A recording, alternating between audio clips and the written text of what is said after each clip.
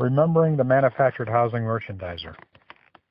I don't remember the first time I put my hands on an issue of the manufactured housing merchandiser, but it was a long time ago.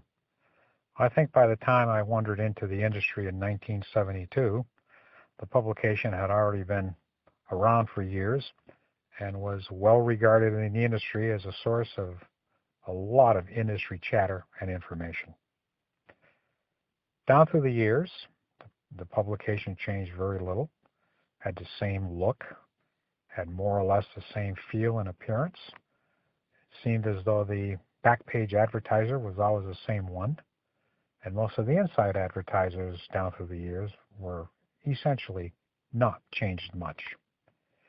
In addition, it kept current on industry affairs, allowed people a place to write and vent on what they wanted to talk about in the industry, and that was a great contribution to the industry.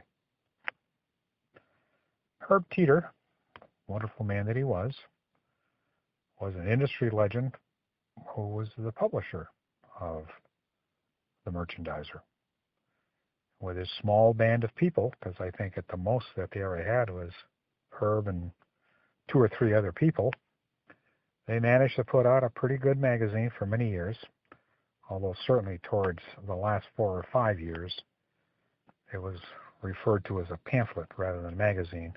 I think at some points probably down at 10 or 12 or not more than 16 pages. Certainly it was sad as that was occurring, and sad to see that this once great publication was going the way of the dodo bird. Move quickly forward, and we now have a new magazine, MH Pro, and other e-magazines that Tony Kovac has brought onto the internet. These are wonderful, wonderful industry resources, and Tony has got to be given a tremendous amount of credit for the immense amount of industry information that he provides. News updates, publications on industry players, the new purchases, old sales, and I think the thing that most people like is interviews with certain people, a cup of coffee. And I think they also like people who kind of just sit down one day and have something they want to say, and they write Tony, and Tony lets them vent. In many cases, they're very, very good articles which allow an industry conversation, which in a small industry like ours doesn't get as much opportunity to be circulated as it might in, let's say, the realtor world as an example. So all of us look for the new articles, which seem to come on primarily at the beginning of each monthly period. And during those periods of time, we read what the people who are being interviewed by Tony have to say about the industry. And while there's a kind of common tangent to what's going on people's minds, by no means are all people of the same belief on where the industry's going and the strengths of the industry and what the industry future is. To say that there's quite a divergence of opinions on that point, frankly, is an understatement. I personally have written for Tony a number of times. I was a very, very frequent contributor for the manufactured housing merchandiser. And I guess the question that comes to a lot of people's minds, particularly those who were manufactured housing merchandiser readers as I was, what are the differences? What are the strengths of each? Who was doing what? Let's start with the merchandiser first. Herb rarely did a lot of writing. He might have the frontispiece for an opinion piece, but often that was done by one of his people rather than Herb. That doesn't mean that Herb didn't do it. It just means that he didn't do it all the time. And the magazine, that is the merchandiser magazine, in terms of content, even when it used to be a pretty thick, glossy magazine, had just a small fraction of the material that's available for MH Pro and MH Living. So I think if we're contrasting those 2 points, there is no question that Tony's e-magazine is on an order of magnitude several times greater than the manufactured housing merchandiser ever reached, even at the height of its popularity when the industry was selling 300 to 379,000 homes a year, and the money was flowing for advertising, and there was plenty of information to go around, and plenty of conferences to report on, and plenty of shows like Nashville and others to report upon. And certainly the merchandiser did that and did that well. Not as well as is being done today by Tony's. Now, if we get to Tony's, it is on the internet, so it's easy to access. You can look at it day and night. You don't have to wait for it to come out. It appears on your desk there, on your desktop. It's easy to read. Tony always has plenty to say himself, so we can follow what he's up to. And he has plenty of other people who have plenty to say, and we can follow them.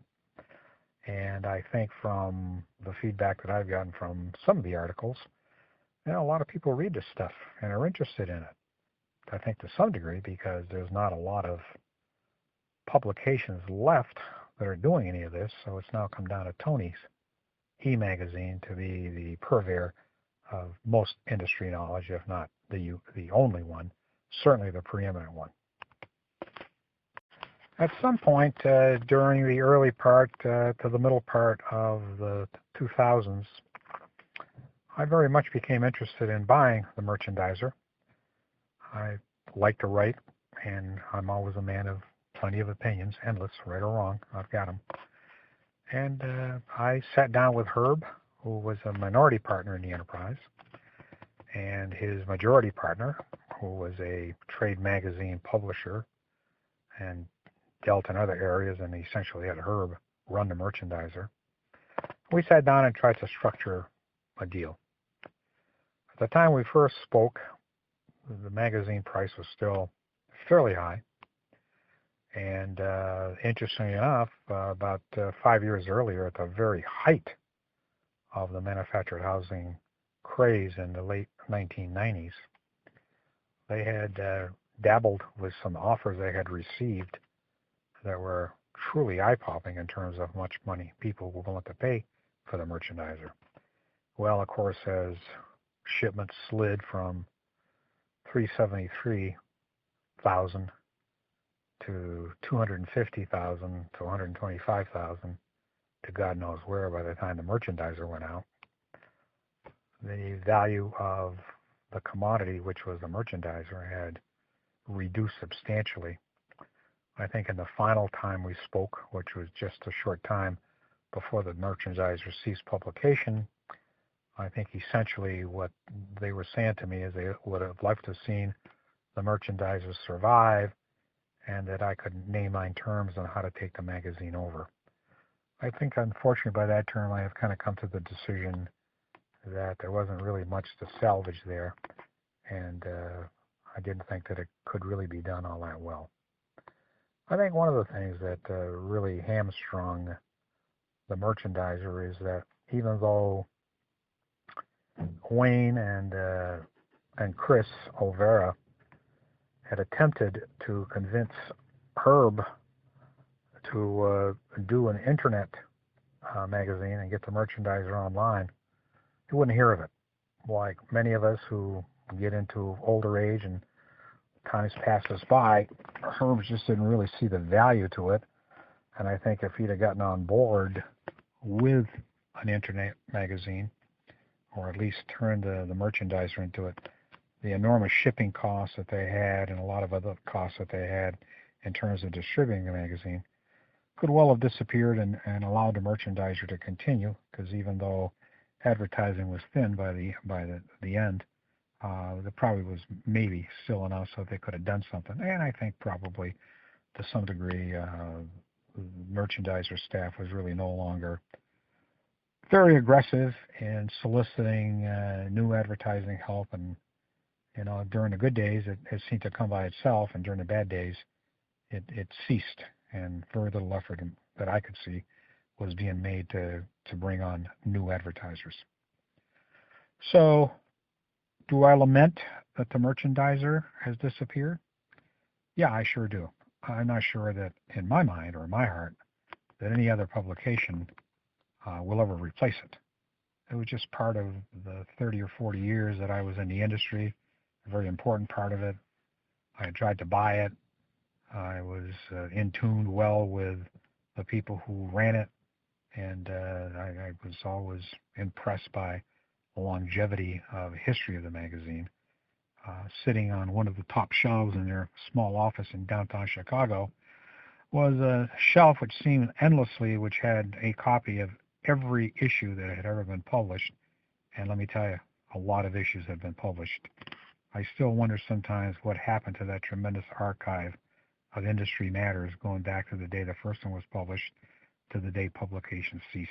It's too bad that they couldn't find a home somewhere such as MH, Manufactured Housing Institute, or somebody else who could house those archives so that in the future, if the industry would rebound strong enough so people cared about the history of the industry, I'm not exactly sure where they could find a better archive than in all those manufactured housing merchandisers on those shelves for all those many years.